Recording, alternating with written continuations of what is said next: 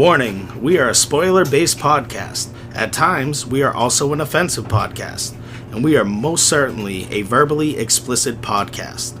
So if you fear for any of your delicate sensibilities, please back up now before you reach the point of no return. This is your final warning. Welcome to another episode of Cinematic Anarchy, the podcast that feels like the podcast equivalent of that Coyote Ugly date you had last night that you had to chew your arm off to get away from. With me today... Oh my god. Am I wrong, though? No, not really. Hi, it's just us two today, guys.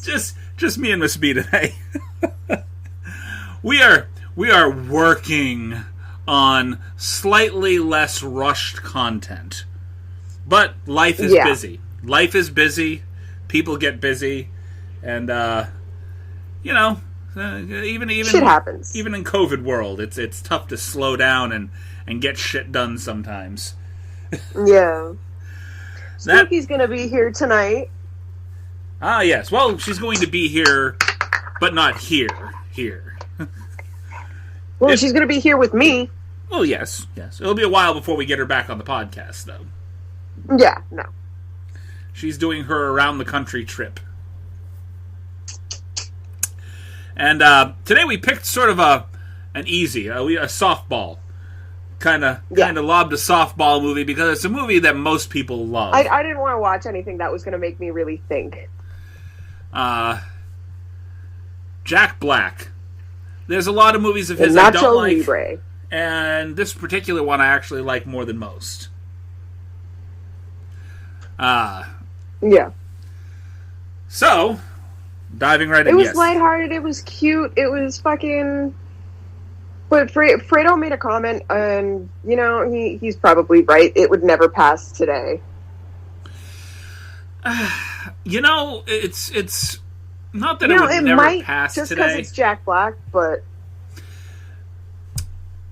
It depends upon whether or not you're treating the culture that you're spoofing with respect. You know exactly. What I mean?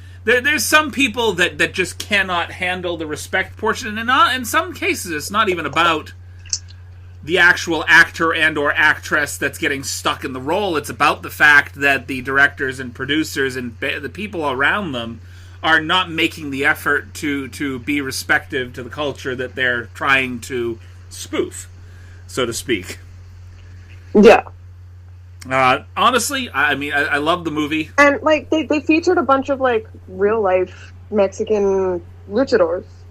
Yep. Yeah, vast Wrestlers, majority of Mexican wrestlers. I think a vast majority of the cast in general were all Latino in descent. With the exception of course, Jack Black. And... Ignacio. Yes. So I'm going to just read a quick synopsis here. Ignacio, or Nacho to his friends, works as a cook in a Mexican monastery where he grew up. The monastery is home to a host of orphans who Nacho cares for deeply, but there is not much money to feed them. Nacho decides to raise money for the children by moonlighting in lucha libre wrestling with his partner Esquelito. Sorry, my apologies. I want to make sure that I'm saying the word correctly, you know what I mean? But since the church forbids lucha libre wrestling, Nacho must disguise his identity. So, just to start off with, I one thing that I did notice, and it's because we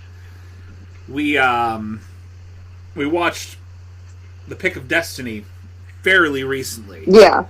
The same kid that they used to depict young Ignacio here is the same kid that they used to depict him as a child in The Pick of Destiny. But I didn't realize that I also knew him from something else that I had watched recently. And when I looked him up, he's the older brother in the TV show The Goldbergs. I didn't watch that. It's an 80s-based television show. Honestly, I don't think you would get anything out of that show personally. The show itself is for people that lived through the 80s. It's basically just 80s nostalgia packed up in a show, on a TV show.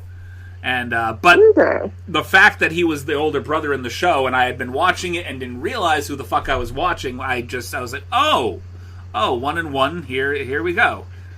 1 and 1 equals 3, apparently. The humor, and that's my boyfriend in the background. Yes, that is the boyfriend in the background. We can't escape. We can't escape him. No. We will eventually. He's just everywhere. When we're able to record in houses, someday. And then we won't have to bother his video gaming. Ever again. I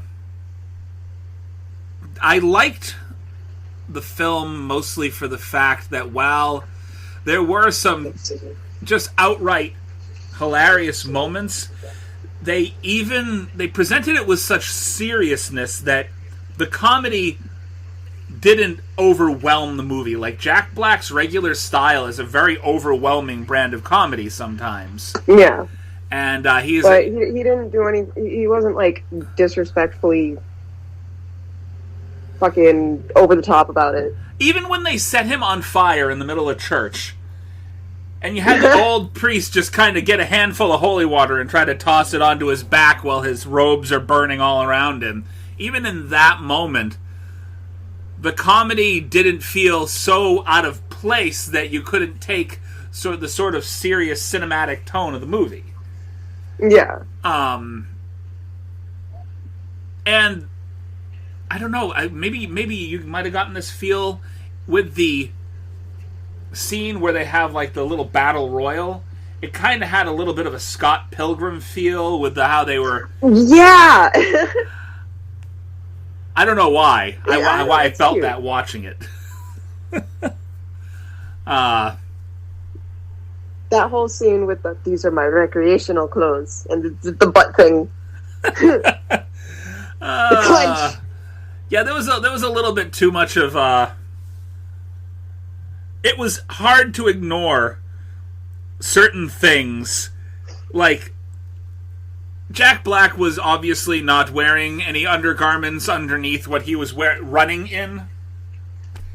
And so you're watching these scenes where he's doing whatever, and there was the whole training montage, and I'm like, he really could have used something to kind of maintain the junk, which is currently flopping around all over the place while he's running. That has to be uncomfortable. Yeah, no. That looked really uncomfortable. They're just running full tilt, and he's running in what is essentially like these loose linen sweats. And there's nothing restraining anything there. And I'm just like, yeah, it took the second time of me watching it to kind of... I'm just watching and mortified, like, okay. Why you objectifying the dick? I don't know. Hey, I didn't notice till the second time through, so it was sort of just... I was looking for other things like in your face. To kind of focus on, like, during this wrestling match, the main wrestling match, which gains them access to... oh, God, what is the main lucha? Is it Ramses? Ramses. With the gold mask. Who, by the way, passed away in 2019. Yes, I did hear about that. The main guy that he had to defeat in that match was a guy named... It was this black masked guy named Silencio. Right? Yeah.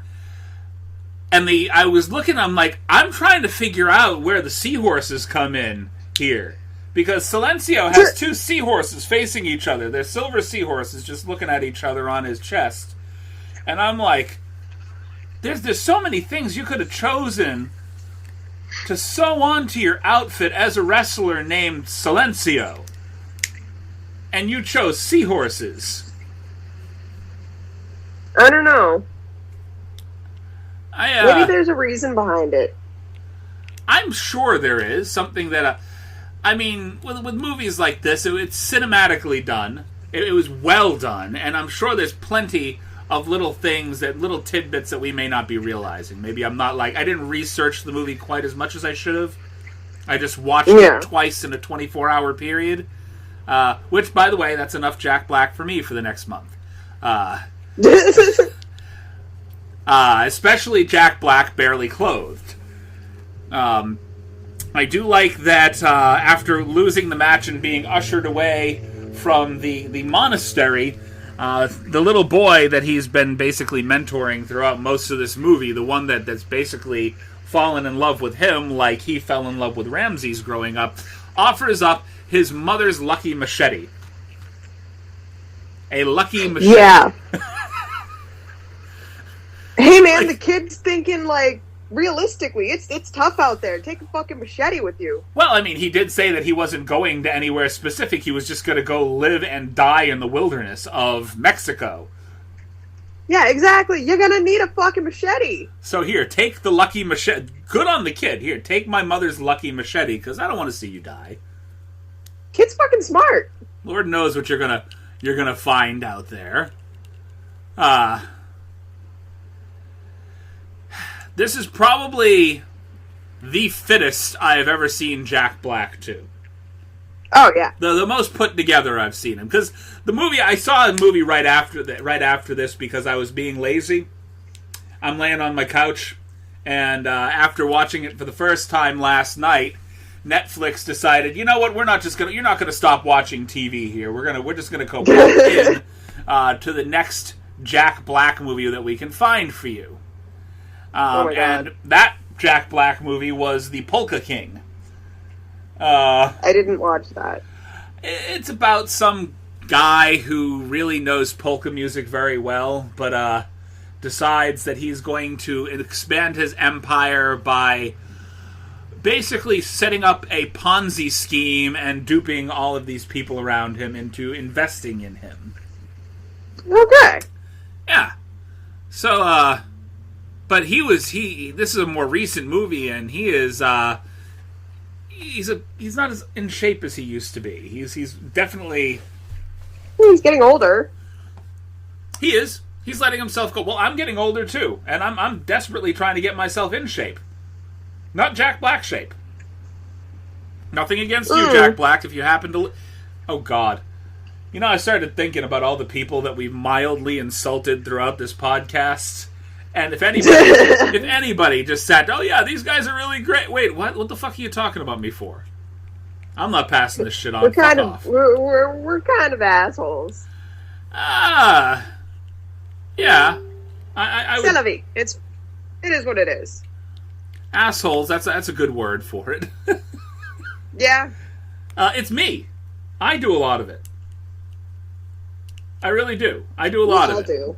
We remember we had that whole episode where I insulted Mike Tyson, Kanye West, and a couple of other different people in the same episode. And I'm thinking, yeah, I'm doing a death march right through the episode here. Here we go. If you ever get recognized, man, it's your funeral. Right. Well, I'm banking on my everyman quality. Like I blend in. Yeah. I blend in. I don't.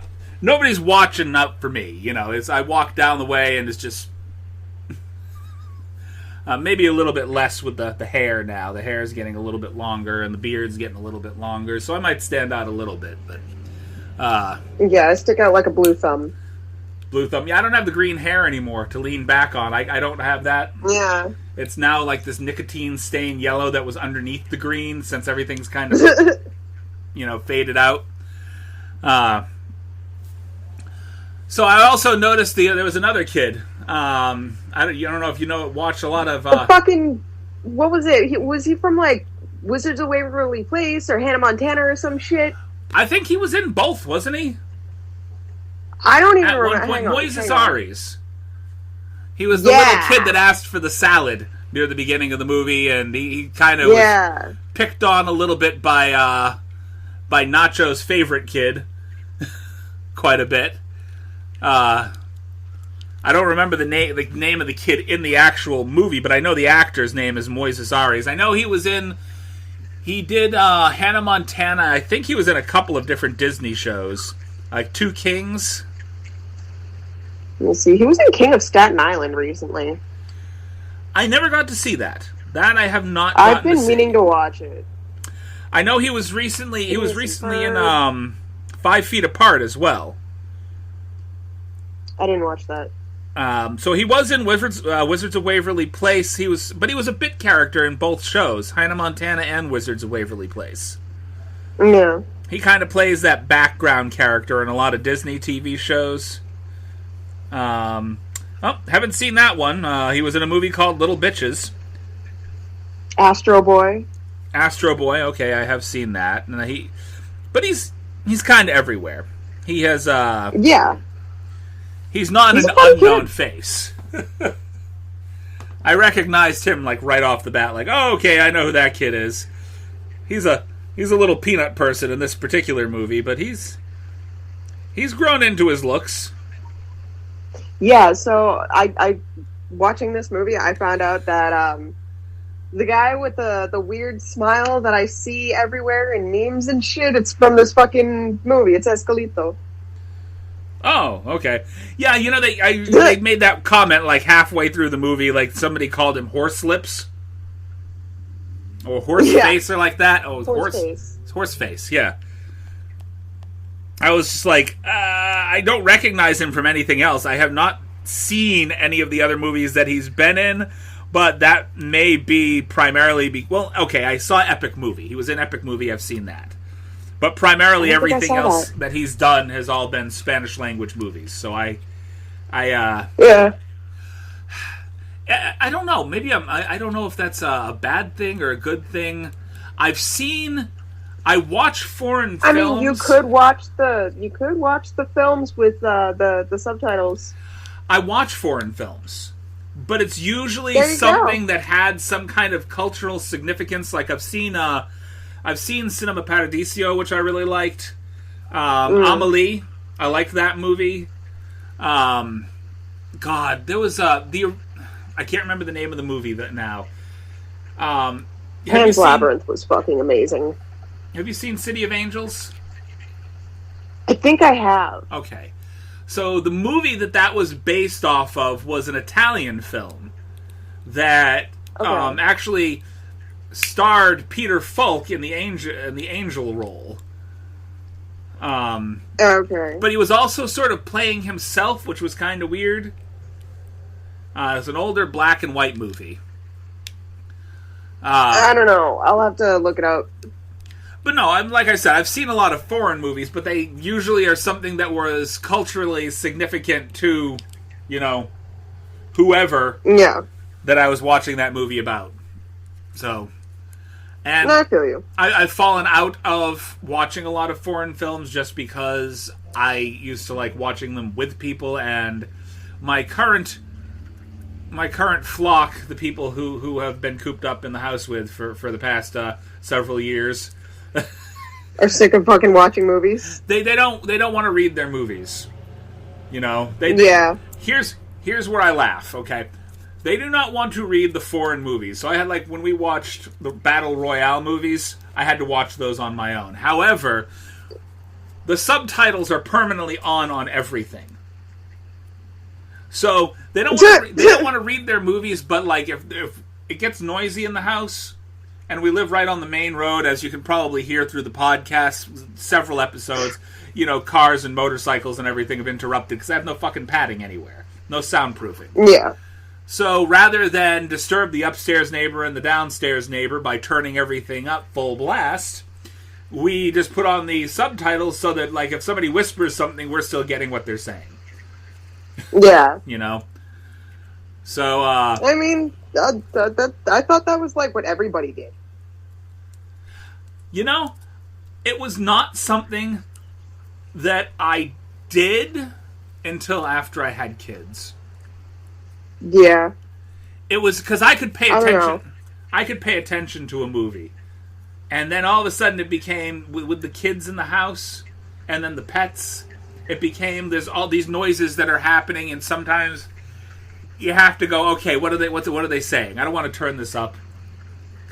See, for me, it's I'll turn the volume up, and it still sounds really quiet, and fucking, they'll be talking normally, and then some, explosive shit will happen, and it'll get, fucking, I can do words, it'll get, stupid fucking loud, and It's easier just keeping the volume down and putting on subtitles. I miss my old TV for that fact, because it had something that regulated the sound. So, like, when you had something specifically loud that was going to come through, it would regulate it so it wasn't quite as loud, but if there was something that was really low, it would bring the volume up a little bit for you. So it would regulate the volume based on what's going on the TV show or movie.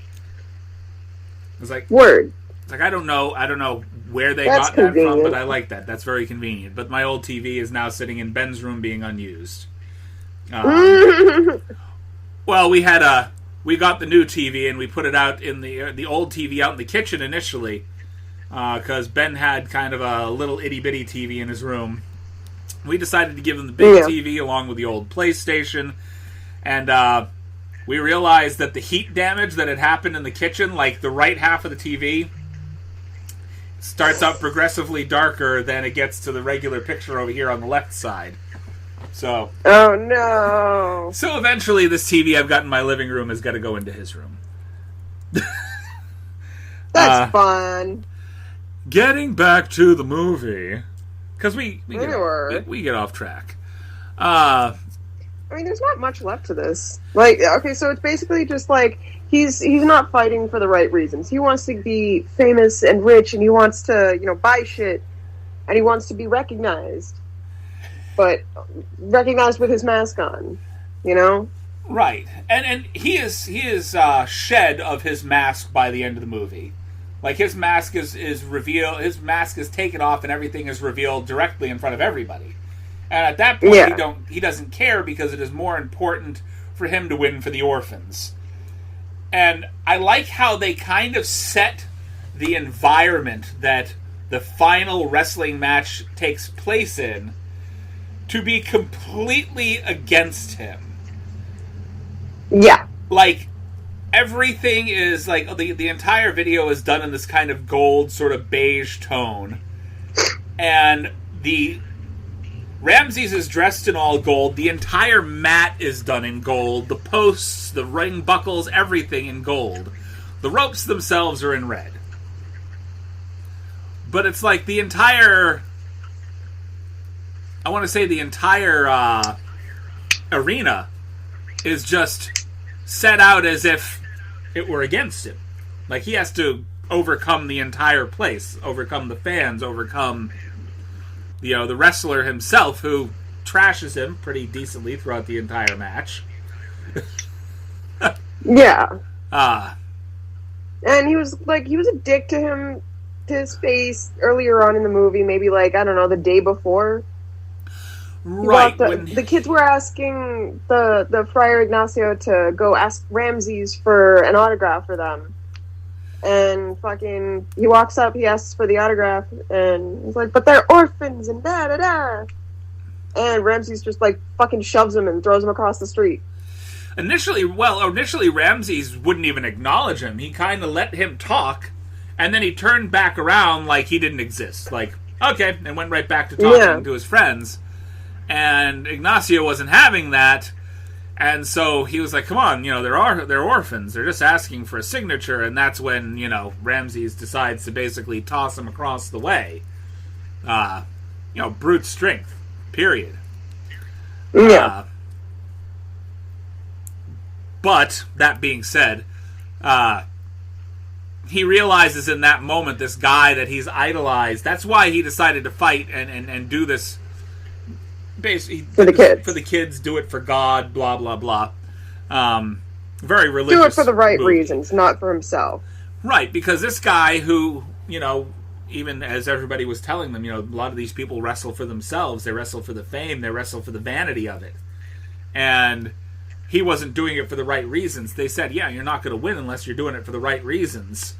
And that's when he starts fighting for the right reasons, when he realizes this guy that he has idolized his entire life was literally just an asshole. He's like, this is the guy I looked up to. Why am I looking up to him? And he realized these kids are looking up to him too. He's like, well, no, I want to be somebody that you should look up to. Not what this guy is. Because he realized he was going down the wrong road as well. He was going down the road of vanity and the money and... He was spending his money. He was getting a little too into himself with the clothes and shit. Yeah, right. He was doing everything for vanity, for himself, and he wasn't doing it for the children, for God, so on and so forth. And mind you, I'm not a religious guy, so I'm tripping on the word God as it's coming out of my mouth. The only time where I had to suspend my belief in reality for just a moment was the very end of that match, where he dives off the top rope and literally flies halfway across the arena into the audience to pin this guy. Yeah. And sorry, that is fucking fantastic. Fucking spoilers. But if you haven't watched Nacho Libre at this point, what the fuck are you waiting for? I may have ruined the pretty much the end of the movie for you, but if you haven't fucking watched Jack Black and Nacho Libre, you're missing something. That's your fault. I mean, it's not just a comedy. It's a movie that's got a lot of heart. The cinematic quality of the movie, like the cinematography that they put into this movie was fantastic. Yeah. You know, just for the artwork of the frame by frame alone, it's worth watching this movie. And I like that it was done by Jack Black, written by Mike White. They make funny. That very prominent in the beginning. Jack Black, Mike White. All right, I think that's a good place to kind of leave it off on the movie portion of our podcast. We're going to take a few minutes and we're going to just dive into a few miscellaneous questions and fun things for the end, but for a moment we're just going to take a quick break to listen to our sponsors, and we will be right back. Alright, thank you for listening to our sponsors, and we're just going to go ahead and settle in for a few Barstool Sports questions. And while we were away, 30 seconds to you, listening to a sponsor, it was probably a good 30 minutes to us. We're sitting here shooting the shit about fucking chit-chatting about fucking Coming to America. Supposed to be watching, movies that we're going to be watching in the future, and how fucking another podcast reviewed the new Coming to America, and how it would never pass today, and fucking... It's not a movie that should have been remade. It was fine the way it was. They should have left it where it was. The thing is, okay, they remade it. It wasn't really a remake. It was a sequel. It was a sequel, several decades after the original, and there was always the intent of making a sequel. I don't know that it was needed, and I haven't actually seen the movie yet, so I'm going to have to sit down. Because... And this is what everybody's complains about, is they don't have any fucking original ideas anymore. Well, it's not that you don't have original ideas. It's tough to fit everything into a box right now. You can have original ideas, but the problem is now not only do you have to worry about, I want to have an original idea, but then we have to go through the politically correct checklist. We have to make sure really we're not pissing that hard these people off. To not be, racist or sexist or fucking abusive. The best movies. It's really easy to do your horror fucking comedy dirty joke bullshit in a not, discriminatory way. The best movies right now are not being churned out by the major corporate companies. The big companies are not churning out the best movies right now. The best movies are flying under the radar. They're art house movies. They're independent films. They're movies made by smaller companies that are not necessarily on the map at this point and are trying to break out and be big. That actually pay attention to what people want. The small or in general, they're production companies headed by people, something fresh, something new, something that's not fucking offensive. Here's the problem. Offensive is not a bad thing. Okay? Everybody stands by, oh God, this is offensive, that's offensive, this is offensive. Okay. Quentin Tarantino proves that offensive is not a bad thing if you're doing it while also making a point. If you're making some sort of social commentary point while also kind of providing that offensive content. You know, nobody's ever looked at a Quentin Tarantino film and gone, this is so offensive that nobody should ever fucking watch it. Because I'm sure there are a few people that have said that about Quentin Tarantino. Yeah, white people. I'm sure. Yeah. Absolutely. Not for nothing. We are the most butthurt fucking people on the face of the planet. And half of these things that we're getting offended about aren't even about us. They're not. Yeah. You know what? I have decided not to get offended for other races anymore. I'm not going to get offended for you because, you know, that's like me saying you can't stand up for yourself. Why am I going to be offended? If I get offended for you and outraged for you, I'll stand behind you in your outrage, but I'm not going to be the one that gets offended for you. There you go. I mean, you can get offended for them and fucking speak out when no one else is doing anything. Pardon me. I think that there's a real fine line that you have to cross with that. Now this is just me as a white American male, okay? You can sit here and say, you know, it's all right to be offended for people and speak out when nobody else is doing it. But and this is like, it doesn't even work with females all that much.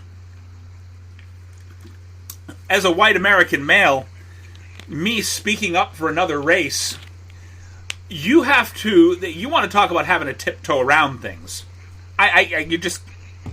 You have to make sure that whatever you're doing, you're within your rights to do. And you have to go over things so thoroughly mentally in your mind. And yes, I do that anyway. I am very much a believer in the Black Lives Matters thing, and I am very much a believer in pretty much everybody deserving to have the basic given rights that most white American males take for granted on a daily basis. Yeah.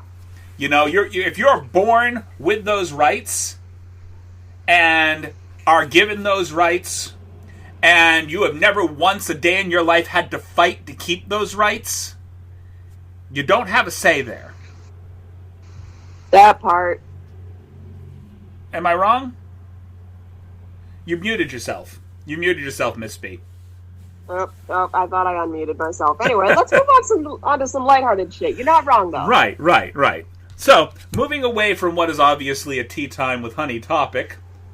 I know, I've been on a hiatus for too long. Actually, it's not. I don't even blame you. What I'm trying to do is I'm trying to work on another platform so that we can actually run several podcasts at the same time, rather than having to log in and out and in and out and in and out. But we'll figure it out. We will figure it out. Yeah. In the meantime, we will start. We're going to start with ATI, the Answer the Internet questions. This is a Barstool sports game, a bunch of weird-ass questions. And we're going to start with this. If you could get access to one person's phone and look at all of their shit, who would it be? My boyfriend. Your boyfriend. Are you really that worried about your boyfriend, though? No, I just want to know what he's up to. Personally? I want to know what's going on I want to know what's going on in his head. He doesn't always know he doesn't always tell me what's going on in his head. Do you think that it's going to be on his phone, though? I want to know what he saves pictures of. I want to know what pictures of me he saves and fucking what he's got in his little, like, notepad and poems and shit. He used to write a lot. I'm not so worried about, like, who he's talking to. I want to see all, like, the cute shit. I want Donald Trump's phone. That's the phone that I want. I don't want the phone that he carries around in public. I want the one that he thinks nobody knows he uses. Nobody knows about, yeah. That's the one that I want. Because, you know, guys like him, they have 2 phones, at the very least. Guys like him have, like, 8 phones. You know? At least. Didn't they find, like, what's his name? Rudy Giuliani? They found, like, 6 phones in his apartment, and they've taken them all? Yeah. No, it's that's who I want. I want his phones, plural, you know? Plural. Yeah. All right, next question. If you could get shit-faced with any U.S. American president, who would it be? With any president? If I were to get shit-faced with any president, it would have to be Lincoln. Personally. Or, who is it? Is it FDR? I think, yeah. I think I'd have to go with Roosevelt. I think, I was going to say, Roosevelt, FDR, I believe, he was the one that had, like, the most storied history. Like, this is a guy that, like, fought bears and did all sorts of weird fucking shit. If you ever read a biography about him, I've heard things, I need to sit down, people have told me things. And it's like, I need to go pick up a biography of this guy. Because, huh? We're gonna have a long talk. Whoa, what actually happened? It's like, here's the question, sir. And after you've had a few drinks, you either embellish or you spill the truth. One of the two. You know? Yeah. Usually it's the truth. Most alcohol is like truth serum to certain people. Though I feel like FDR might be able to drink me under the table. Could be just me. Probably. Most presidents back then could probably drink me under the table. Oh, absolutely. Okay. Which day is a worse day to have? Drink whiskey like water. I didn't even ask who you would drink with. Oh, you I said Roosevelt. Oh, you said Roosevelt. Okay, you agreed with me. Or you agree with my second choice, not so much Lincoln. Yeah. Which day is a worse day to have a hangover? Saturday or Sunday? Sunday. Why is it worse for Sunday? Because then you gotta fucking spend the entire day recovering, and you don't get that extra day before Monday. I think that after your recovery. For me, it would be Saturday. And the reason being is because Saturday is my weekend day that I fucking get shit done. Like, yeah, no, it's usually Sunday for me. Sunday, yeah. See, it's opposites for us. Because Saturday is the day that I get shit done because stores are still running on regular hours. I don't have to rush around because a lot of places close early on Sundays. So I go around and I do all my shit on Saturday, rest on Sunday. If I have a hangover on Saturday, I'm pretty much fucked till Sunday, then I gotta rush around on Sunday.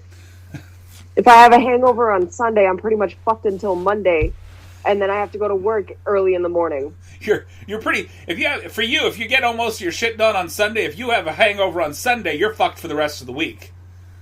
Pretty much.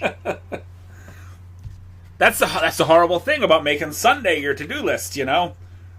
If you do something and you got a hangover on Sunday, you're fucked for the week. Maybe you should start replanning. Just a little. Maybe. All right. Would you rather date someone who loves sports or hates sports?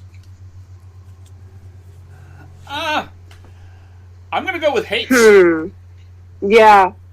I have never, and this is just because I have never been a sports... I feel like people who love sports too much. I am the film equivalent of what most guys do with sports. I can't sit there and watch a fucking game. I can't follow it. It's just boring. I'll get distracted within the first, 5 minutes. Right. Like, I can watch a game live. Like, in person, I can watch a game. But I can't watch it on TV.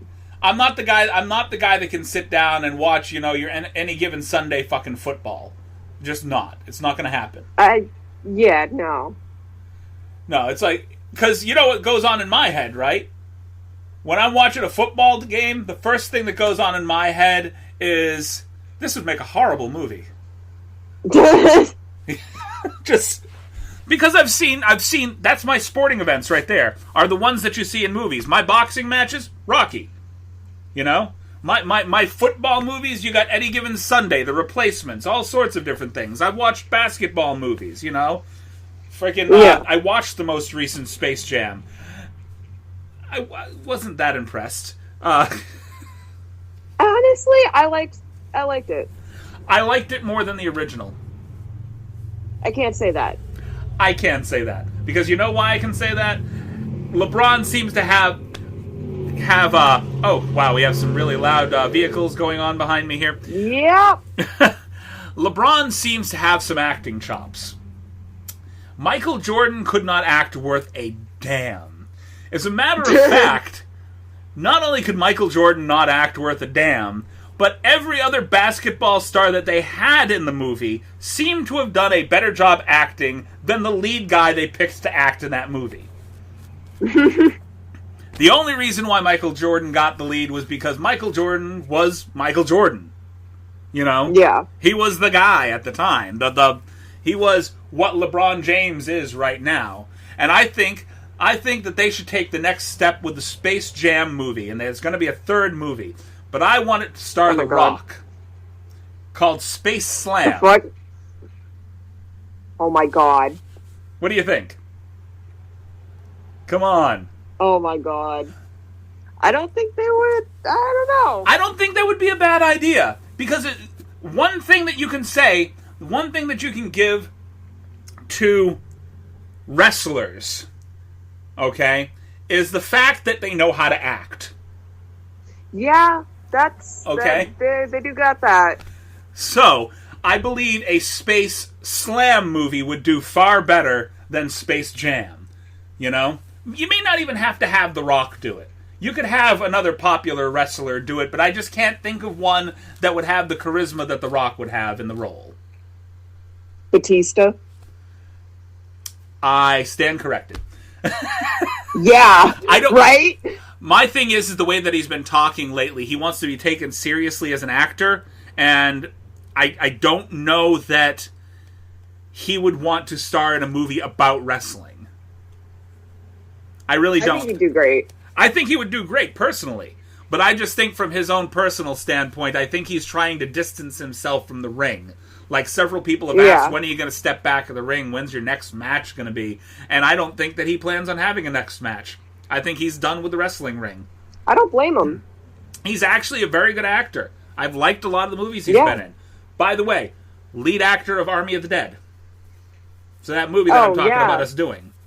But I think we should do both of those movies. And you tell me if I'm wrong, but I'm down. Gunpowder Milkshake and Army of the Dead. Yeah. I'm down. All right. Next question. I'm sure the other guys will be down too. Oh yeah, those particular movies probably. Yeah. And I think that we should bring Peyton in for Gunpowder Milkshake. It's literally it is an all fucking yes, bitch. Right. All female-led cast. So it's basically about a team of female assassins coming back together to fight this cartel. Peyton, you fucking better. Right? We want Peyton. Stop ignoring my texts. I'll send you after her. I love you, bitch. You go after her. Maybe. I will. Okay. Maybe. Next question. Would you rather only be able to eat ketchup or cream cheese? Neither. I hate both. Yeah, I was looking at this one. I mean, I'm wondering if they mean, like, as a condiment. Like, I mean, if you were only eating ketchup or cream cheese, that's pretty fucking disgusting. Like, I'm not going to the fridge to suck down a bottle of ketchup. I don't like either as condiments. Well, you have to pick one or the other, though. It's which one? I will choose death. Which one? So rather than pick which one you would rather eat, which one of the two would be the most likely that you could do away with without any kind of worry? For me, it would be the cream cheese. It would be the cream cheese for me. No, actually, fuck that. It would not be the cream cheese. It's going to be the ketchup. Because cream cheese is the main component in fucking cheesecake. And, if I can... I don't even like cheesecake! I love cheesecake. Oh my god, I love cheesecake. Have you... the cheesecake from the Cheesecake Factory? Fuck. That is like... cheesecake! That is like my heart attack in cake form right there. Okay, we're just gonna say that's a wash for you. We'll burn them both for you. You don't have death. I choose death. I will fucking starve to death before I allow either of those to enter my system. All right. Yeah. Next question. Who is the bigger badass, James Bond or Jason Bourne? I'm going to have to say Jason Bourne. I mean, that's hard. For me, it's tough to say that. Because I didn't watch the Bourne movies. For me, it's hard to say that. I mean, James Bond is a tough SOB, but he has people and gadgets that he relies on a continual basis. Jason Bourne is like a one-man fucking army. Okay. He... Jason Bourne's the guy that, like, fucking has all these military fighting skill bullshits, and he's like, how can I do this, right? Yeah. Okay. Personally, I think Jason Bourne... I don't know how I'm doing this. This is incredible. Even though, I mean, his films have been around for a much shorter time than the James Bond films, you know? Yeah.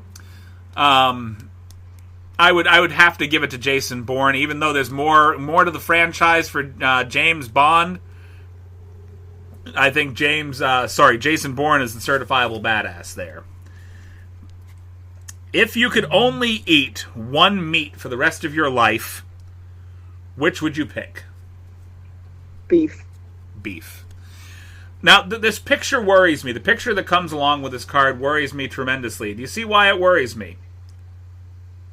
Is that an ape? That's a fucking chimpanzee. All right. So on the picture, it gives you chimpanzees. It gives you chicken, cow, pig, and monkey. I'm guessing countries where monkeys are far more abundant, there might be places that eat monkey meat. You know what? You're probably right. But we can't even sit here and fucking be like, oh, that's terrible, that's disgusting. But you know, we're not in those places. There are countries that eat dog. No meat is off the table because it's tough to get meat. You know, with a lot of places, it's tough to get food, so you eat what you get. Yeah, but see, those places have whole-ass festivals with, like, dog slaughtering activities. Yep. It's cruel. We have whole-ass friggin' industries fucking... with cow slaughtering festivities.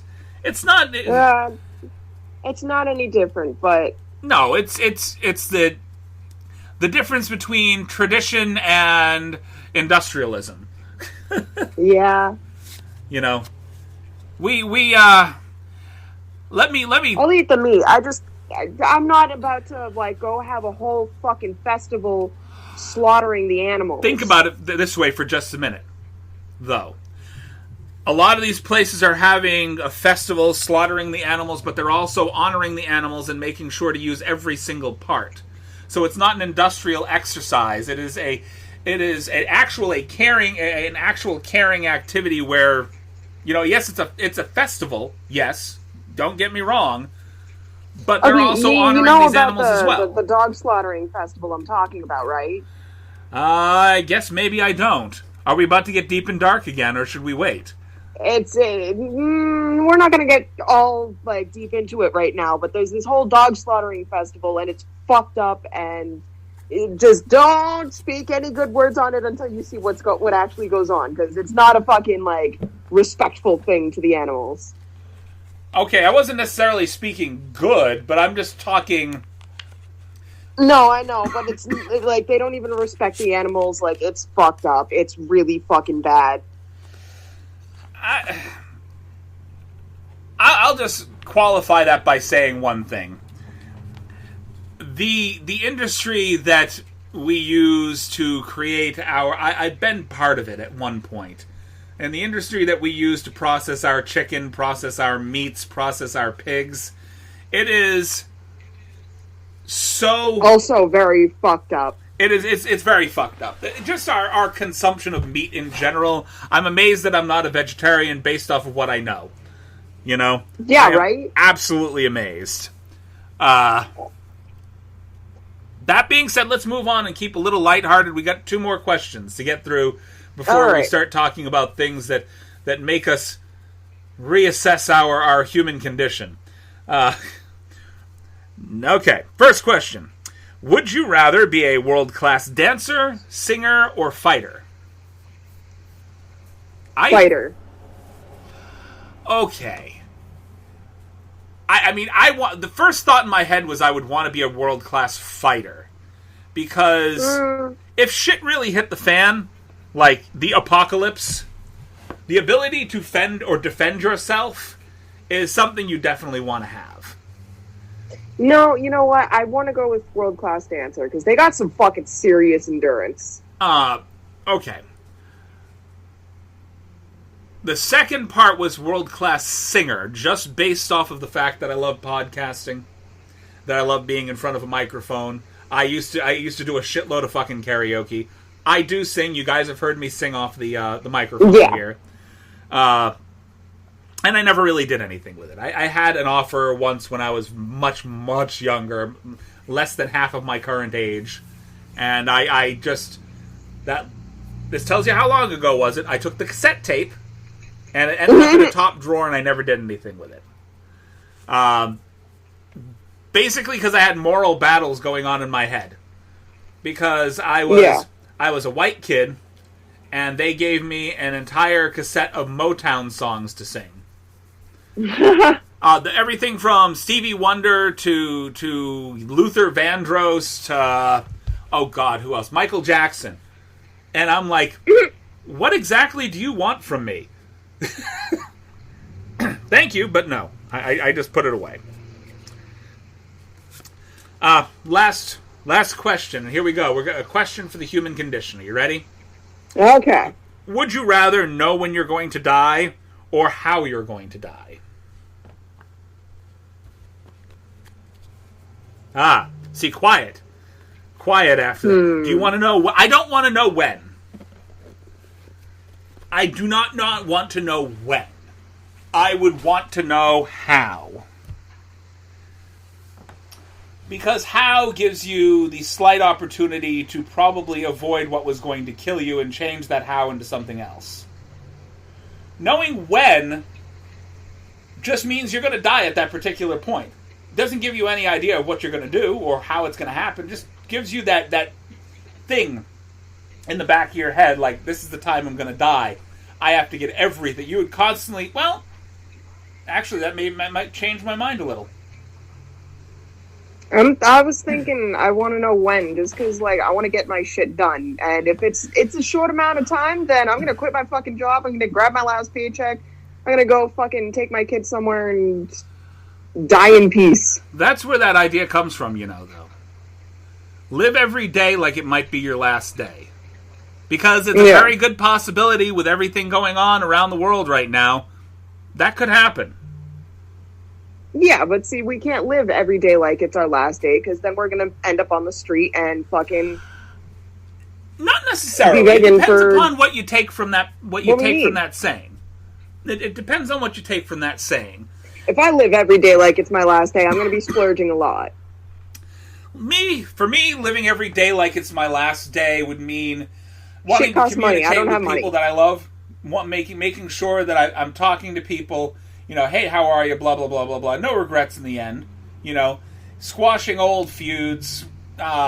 Living every day like it's my last day means getting shit done that I want to get done. Like, I would... I don't even know how to put it. I don't know if I'd even, like, call anyone or contact anyone. I'd go off and die alone in my own time, on my own space, and fucking just, like, let someone find me, and they can...